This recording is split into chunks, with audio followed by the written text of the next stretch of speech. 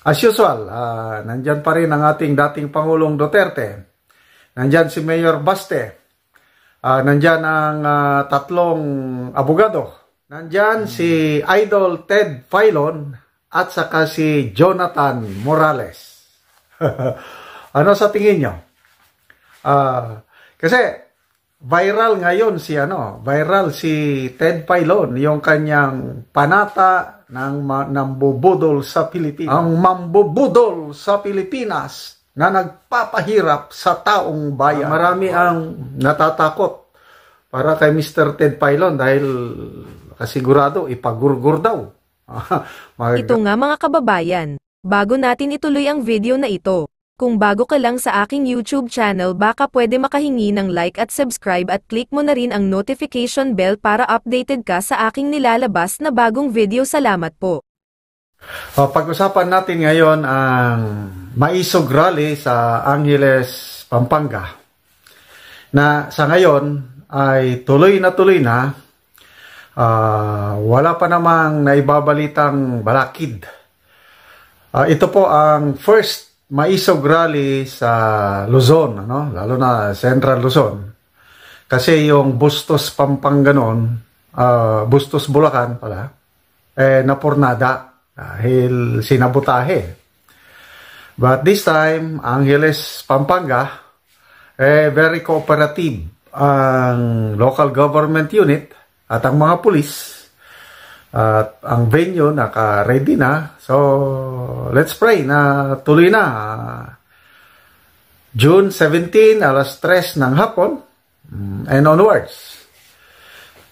So, ang mga speakers, sino ang mga magsasalita? As usual, nandyan pa rin ang ating dating Pangulong Duterte. Nandyan si Mayor Baste. Nandyan ang tatlong abogado. Attorney Vic, Attorney Glenn, Attorney Roque. Sino pa? Of course, nandyan si Dr. Loren Badoy. I don't know, si Ka Eric.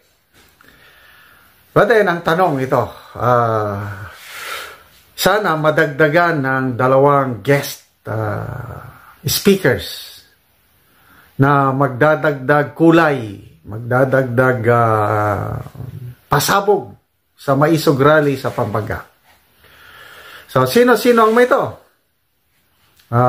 Sana, nandyan si Idol Ted Filon at saka si Jonathan Morales. Ano sa tingin nyo? Kasi, viral ngayon si Ted Filon, yung kanyang panata ng mambubudol sa Pilipinas. Grabe. Na-i-vlog ko yung kanyang panata ngayon 3 days ago. Ang views ko malapit ng 100,000. At ang daming nagsasabi na dapat si Ted Filon imbitahan sa Maisog Rally. Okay? Sa mga hindi pa nakarinig sa kanyang panata, ako, pilit kong iminememorya yung first line niya is bilang Pilipino, magiging mapagbantay ako sa pagnanakaw sa bagong Pilipinas ng pera ng taong bayan. Yun. Bilang Pilipino, basahin ko na lang, hindi ko pa maimemorya lahat. Isisiwalat ko ng buong tapang at dignidad ang mga katiwalayan at pagmamalabis ng mga taong mapagpanggap na lingkod bayan. Bilang Pilipino, ialay ko ang aking buhay, ang aking talino at kakayahan sa pagmumulat sa mga dukhang nililinlang ng mga tao sa likod ng bagong Pilipinas. Bilang Pilipino, magkaisa tayo sa paggising sa lahat ng mga nabudol. Bilang Pilipino na nagmamalasakit sa kalagayan ng mga nagdarahop na maralita nating kababayan. Sabay-sabay tayong sisigaw ng may tapang ng mga kabalastugan ng mga opisyal ng bayan. Sabay-sabay tayong sisigaw ng sigaw ng sambayanan. Ang mambubudol sa Pilipinas na nagpapahirap sa taong bayan. Wow! Ang galing naman si Mr. Ted Filon. I'm not sure basta itong sentiments na nabasa ko na sana si Mr. Ted Filon imbitahan na magsalita o kung hindi man siya physically na nandun, itong kanyang viral na panata ng mambubudol sa Pilipinas ay i-play. Kasi nandiyan pa naman sa hindi pa naman dinidelete. Marami ang natatakot para kay Mr. Ted Filon dahil kasigurado ipagurgur daw.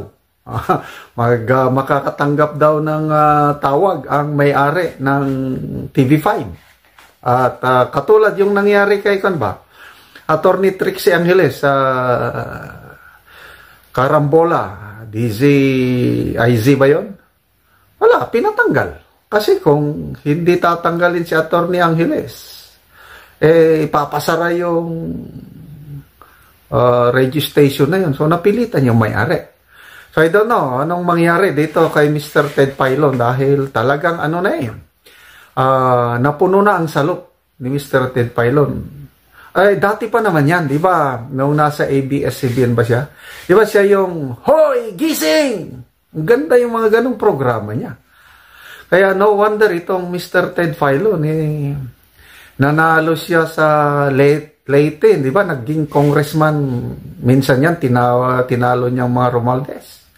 Talagang may prinsipyo itong nakita niya na yung katotohanan at nagsasalita na siya. Sana susunod na rin yung iba, So, and narinig ko na malapit daw kay PRRD itong si Ted Filon, magkaibigan. I don't know kung tama itong nabasa kong comment, Si PRRD daw, inofferan daw niya si Ted Filon na maging Secretary of DNR. Tama ba yun? Kasi ang unang secretary ng DNR si Gina Lopez. Kailang hindi lumusot sa Commission on Appointments. Tapos pinalitan ni General Simato. I don't know, somewhere along the line, baka inoffer. Kasi, talagang very concerned si Ted Filon sa nangyayari sa ating lipunan, lalo na sa environment. At dahil sa close relationship nila ni PRRD, pro Duterte daw ito, baka, let's pray. Kasi itong nakikita ko, feel ko na sentiment ng taong bayan na dapat isama si Ted Filon sa mga maisog rallies. Kung hindi man yung panata, i-recite, ipapatugtog yung ang ganling. Okay, so aside kay Mr. Ted Filon, si agent, ex-PDEA agent Morales, nabanggit niya na willing siya na sumama sa mga maisog rallies. So, malaking bagay din itong si Mr. Jonathan Morales na magsalita. Kasi, palaban din ito. Walang kinakatakutan. Kung ano yung katotohanan, yun lang ang sinasabi. Even to the point of makulong siya sa Senado, hindi siya natitinag. Grabe. Buo ang loob ni Agent Morales na isiwalat ang nalalaman niya. Kasi ganyan po, ako naranasan ko yan, basta nasa iyo panig ng katotohanan, hindi ka matatakot. Kahit sino pa dyan ang makabangga mo. Naranasan ko yan sa aking serbisyo. So, sana wala nang gulo na mangyari. Hindi na katulad ng dati na mag-hire pa ng mga goons. So, di ba, sa Bustos, Bulacan, mga more than 300 na mga tao ang hinire para guluhin ang rally. Saan ba? Sa Dumaguete. Ano pa yung ibang lugar na pinuntahan sa Visayas? Nilalagyan ng truck. Mayroon pang isa eh. So, dahil Pampanga ito, I believe, hindi kontrolado ng PBBM admin ng Pampanga. Dahil nandyan si dating Presidente Gloria Macapagal Arroyo, teritoryo niyan. Tapos ang mga Pineda, di ba? Pineda ang governor and vice governor dyan. Ano ito? Hindi masyadong patas lang ang Kaya ito na. For the first time in Luzon, maisog. By the way, after Japan, di ba, meron ng maisog sa Hong Kong, New York, Japan, ang alam ko, Vancouver, Canada, meron na rin. I'm not sure of the date, July 7. Maisog, California, binubuo na rin. Hindi ko mula sabihin yung petsa at saka na basta nalalaman ko lang, meron ng maisog California. Meron ding pinaplano, naghahanda ang maisog sa Ontario, Canada. So, mabuhay po ang hakbang ng maisog. Transparency, accountability, peace, and security.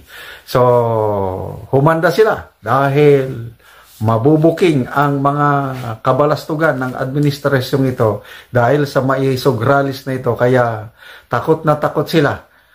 Gagawin nila lahat ang makakaya na pigilan ang mga maisog rally, but hindi nila kayang pigilan ang katotohanan. And we will know the truth, and the truth shall set us free.